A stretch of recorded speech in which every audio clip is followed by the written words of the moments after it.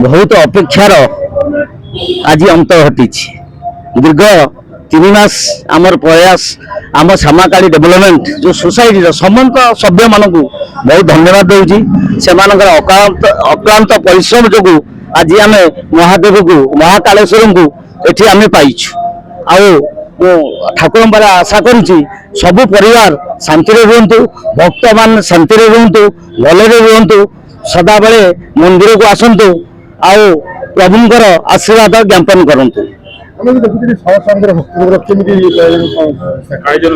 आयोजन प्रति डेली 2 ରୁ 3 हजार भक्तों प्रसाद सेवन करा जायछि। आसंता काली पूर्णाहुति हम 8,000 लोकर अरेंजमेंट करा जायछि। हाँ आम उज्जैन नहीं आसिलु उज्जैन यात्रा चला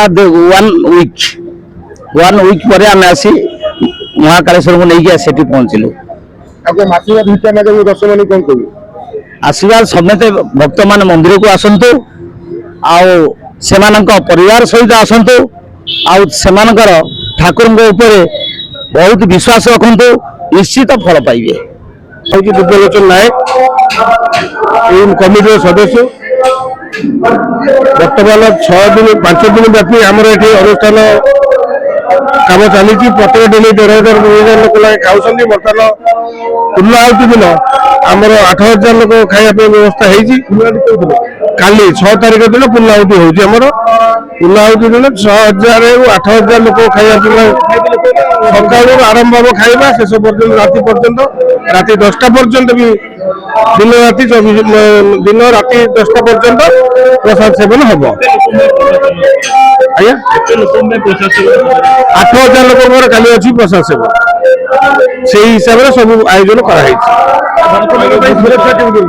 आज्ञा सुरक्षा व्यवस्था भक्त मान सुरक्षा ठीक अच्छी समस्त आसुँच भक्त जमी ठाकुर को दर्शन करी नवजमन दर्शन हेले समस्ते ठाकुर माने भक्त माने सब श्रद्धालु माने दर्शन करी आपण मैंने जिते प्रचार प्रसार करेंगे लोक मैंने आसतु भक्त मैंने आसतु आसिकी बाबा आशीर्वाद नियंतु माँ आशीर्वाद नियंतु शनिदेव महाराजा आशीर्वाद नियंतु आशीर्वाद नहीं परिवार उन्नति करंतु। नमस्कार मो ना देवव्रत धीर मु आम श्यामाकाली ट्रस्ट मेंबर। आज आमर महाकालेश्वर श्यामाकाली पीठरे आज महाकालेश्वर जीवन्यास होईची एवं महाकालेश्वर आज आमर 2 तारिख रु नहीं 6 तारिख पर्यंत यज्ञ चली रही। आज आमर है तृतीय दिन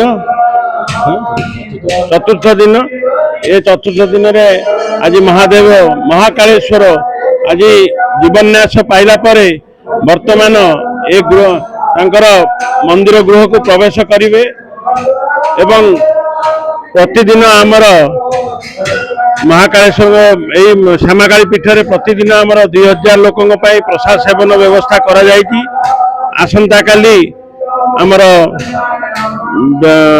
पूर्णाहुति दिवस रे काली आसंता काली सोमवार महादेवंकर नवजौवन दर्शन समस्त भक्त माने करिवे एवं पूर्णाहुति आमर संध्या 5टारे पूर्णाहुति हम। ए पूर्णाहुति समस्त अनुरोध भक्त मानक अनुरोध आसी नुआपल्ली स्थित आमर एकाम्बर सामने माँ श्यामाकाली पीठरे महाकालेश्वर दर्शन करे आशीर्वाद नवापाई अनुरोध एवं प्रसाद सेवन करने आउ सबुठारु बड़ कथा आमर ए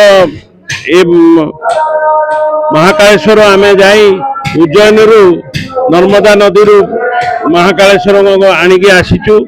आसिला परे माँ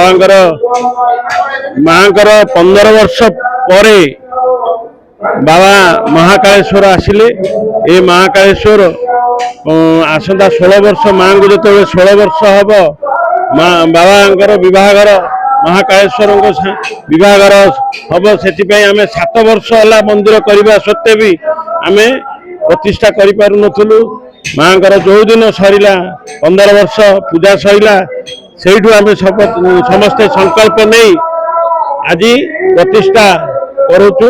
ଏବଂ ଆପଣମାନଙ୍କ ସମସ୍ତଙ୍କର ସହଯୋଗ, ପୋଲିସ ଭାଇମାନଙ୍କର ସହଯୋଗ, ମିଡ଼ିଆ ଭାଇମାନଙ୍କର ସହଯୋଗରେ କାର୍ଯ୍ୟ ଆଗକୁ ଯାଉଛି। ଭଲରେ ଭଲରେ ଆମର ବିଶାଳ ଶୋଭାଯାତ୍ରା, କଳସ ଯାତ୍ରା ହୋଇଥିଲା, ଯେଉଁଥିରେ 1500 ମହିଳା କଳସ ଧରି 3 କିଲୋମିଟର ପର୍ଯ୍ୟନ୍ତ ଧରିକି ଆସିଲେ। କାହାର କୌଣସି ବିଘ୍ନ ନାହିଁ। ମା ଶ୍ୟାମାକାଳୀଙ୍କର ଆଶୀର୍ବାଦରେ ସବୁ ଭଲରେ ଭଲରେ ହେଉଛି। ଆଗକୁ ବି ଆହୁରି ଭଲରେ ଭଲରେ ହବ।